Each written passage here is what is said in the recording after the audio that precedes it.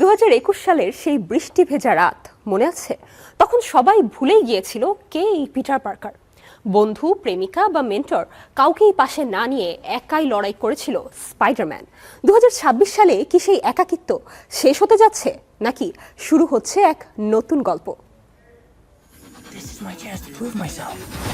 Marvel cinematic ইউনিভার্সে এখন পরিবর্তনের হাওয়া বইছে। খবর ছড়িয়েছে 2026 সালে মুক্তি পেতে যাচ্ছে স্পাইডারম্যানের চতুর্থ সিনেমা। নাম এখনো নিশ্চিত নয়, তবে অনলাইনে আলোড়ন তুলেছে সম্ভাব্য নাম স্পাইডারম্যান ব্র্যান্ড নিউ ডে।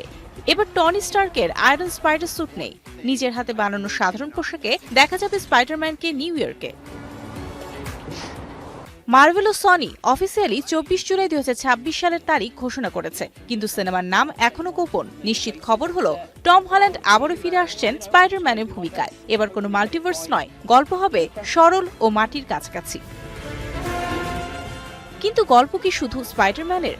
না, পর্দার আড়ালে চলছে আরো বড় পরিকল্পনা। গুঞ্জন উঠেছে দীর্ঘদিন শান্ত থাকা ব্রুস ব্যানার এবার ফিরে আসছেন হাল্কের সেই রাগী সবুজ রূপে। ইউনিভার্সাল পিকচার্সের সঙ্গে ডিস্ট্রিবিউশন রাইটসের জট কাটিয়ে মার্ভেল এখন মুক্ত। 2026 সালেতে দেখা যেতে পারে স্পাইডারম্যানের সঙ্গে হাল্কের জুটি।